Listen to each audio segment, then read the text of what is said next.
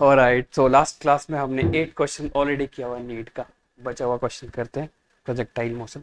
ठीक है, अगर आप टारगेट 22 कर रहे हो नीट का और एम्स का, तो you need to focus on this question. यही आपको आइडिया देंगे कि आपका प्रिपरेशन लेवल क्या होना चाहिए, राइट। तो फर्स्ट क्वेश्चन जो बोल रहा है, आप क्वेश्चन को एक बार पढ़ो, देखो बिल्कुल डिफिकल्ट क्वेश्चन नहीं आते। ये AIPMT 2008 में आया हुआ, AIPMT मतलब नीट 2008 में आया हुआ। एक बार पढ़ो आप क्वेश्चन को, क्या बोल रहा है।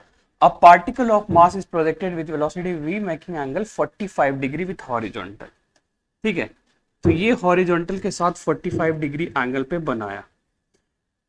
आगे बोल रहा है the magnitude of the change in momentum when the particle lands on the ground. तो जब ये ग्राउंड पे हिट करेगा तो चेंज इन मोमेंटम कितना होगा। अगर आपने थ्योरी पढ़ा होगा तो आपके टीचर ने क्या पढ़ाया होगा कि जब ये प्रोजेक्टाइल यहां से टॉप मोस्ट पॉइंट पे जाता है ना, तो प्रोजेक्टाइल मोशन का चेंज आता है -AMU साइन थीटा। अगर मैं सिर्फ मैग्नीट्यूड की बात करूं तो MU साइन थीटा होता।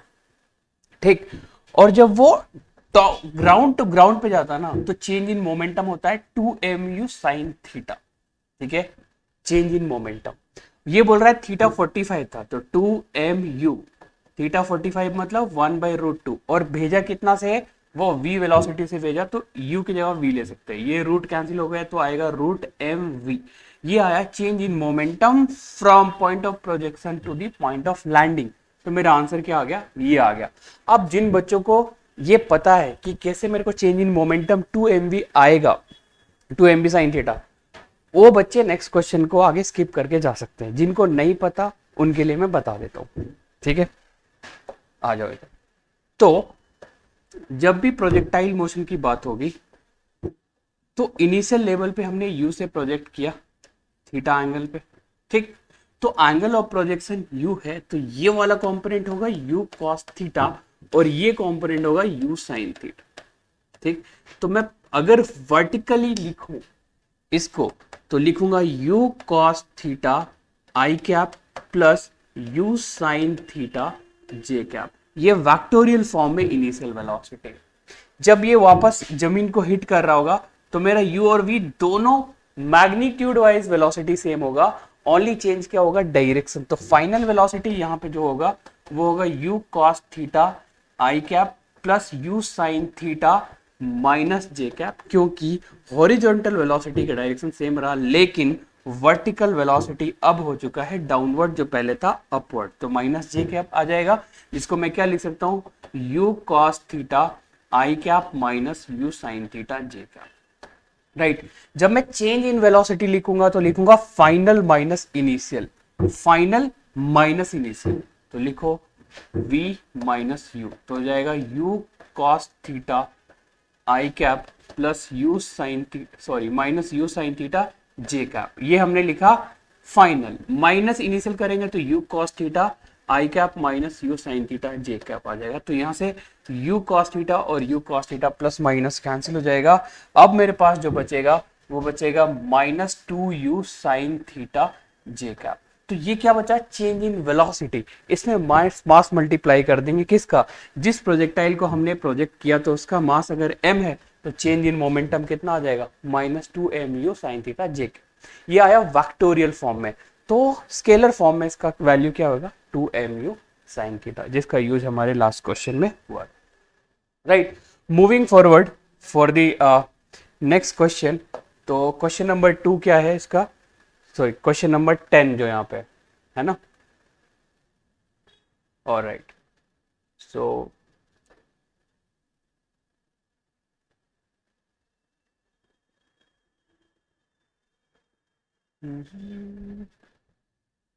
Okay, so this is question number 10।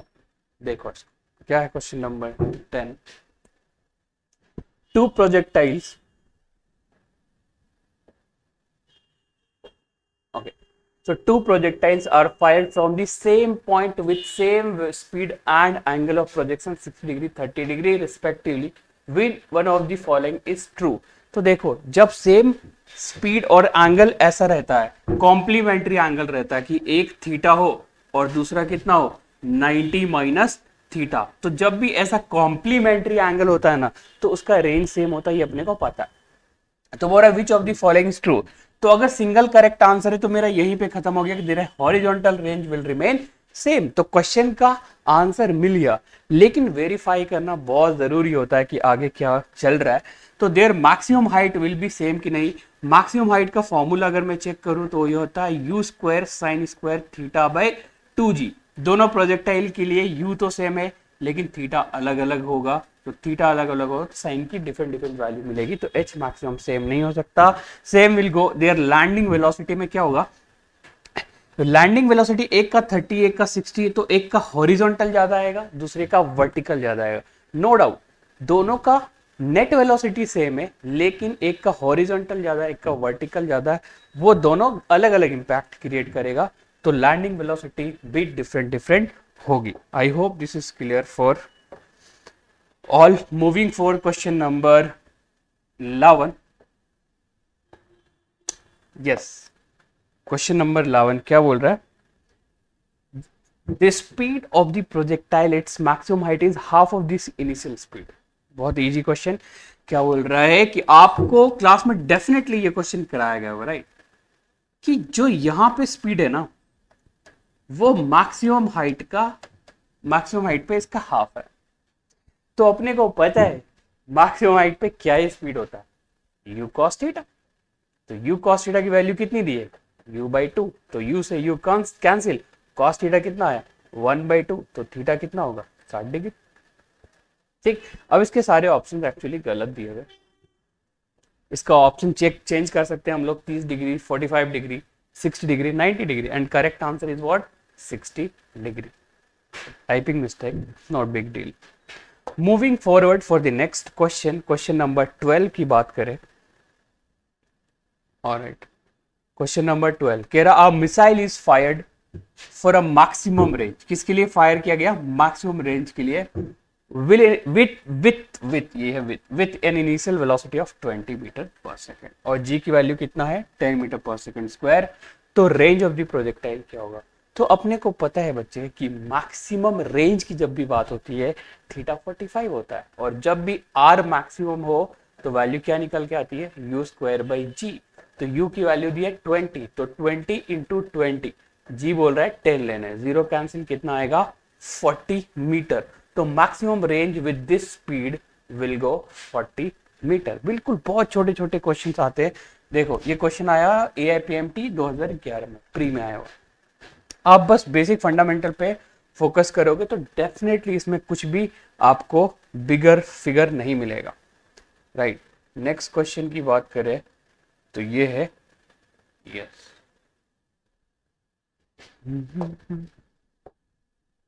Alright, a projectile is fired at angle of 45 degree with the horizontal, ठीक।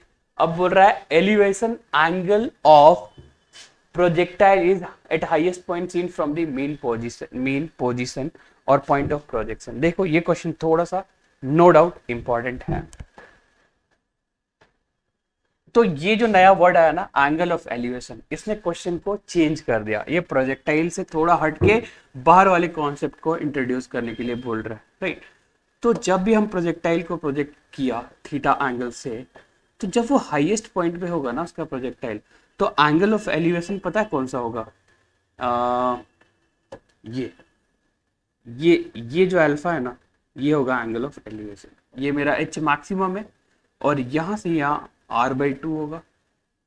तो tan अल्फा की बात करें तो होता है परपेंडिकुलर बाई बेस।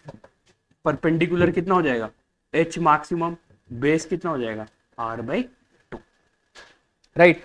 तो h मैक्सिमम की वैल्यू रखेंगे कितना होता है, कुछ वैल्यू दिया 45, तो u स्क्वायर, देखो ये 45 है तो रेंज मैक्सिमम होगा। जब r मैक्सिमम होता है तो r maximum is equal to होता है h मैक्सिमम बाई 4। तो क्यों ना डायरेक्ट हम यहाँ का वो यूज करेंगे।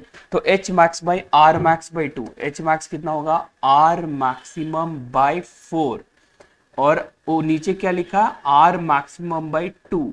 तो ये इससे कैंसिल, ये इससे 2 टाइम्स कैंसिल आएगा 1/2, ये आया tan अल्फा। तो अल्फा कितना आएगा tan इनवर्स 1/2। बिल्कुल डिफिकल्ट नहीं, आपको बेसिक चीजों पे फोकस करना है कि वो क्या पूछ रहा है और क्या वैल्यू दिया हुआ है, right. Moving forward for question number 14। क्या बोल रहा है क्वेश्चन नंबर 14, जरा देखो। The horizontal range and maximum height of projectile are equal, दोनों को इक्वल कर दिया। Then the angle of projection is, बड़े क्वेश्चन, बड़े बड़े बड़े एग्जाम, छोटे छोटे क्वेश्चन। आर को कर दिया एच मैक्सिमम के बराबर। आर की वैल्यू क्या होती है, 2u² sine theta cos theta by G is equal to u² sine square theta by 2g। हमने वैल्यू रख दिया, जो वैल्यू उसने बोला था हमने रख दिया। आगे अगर बात करें बच्चों, तो यहां से u² कैंसिल होगा, g से g कैंसिल होगा, एक साइन थीटा से एक साइन थीटा कैंसिल होगा। यहां बचेगा 2 cos theta is equal to sine theta by 2। इस 2 को इधर लाओ, cos थीटा को इधर लेके जाओ, तो 4 is equal to tan theta, तो थीटा आएगा tan इनवर्स 4। बिल्कुल डिफिकल्ट नहीं, राइट। तो कौन सा आंसर आएगा, ये नहीं, ये आ गया। क्लियर, बिल्कुल बेसिक क्वेश्चन, कोई बड़ा क्वेश्चन नहीं है, छोटे छोटे क्वेश्चन को वो फ्रेम किया हुआ है, right. Okay, moving forward for the next question, and next question is, मेरे ख्याल से खत्म हो गया। टोटल हमने लिए थे 8 क्वेश्चन और ये 14 है, और होने चाहिए। नो, इतना। So that's all for today, thank you so much. I hope आपको ये चीजें समझ में आई होगी, राइट।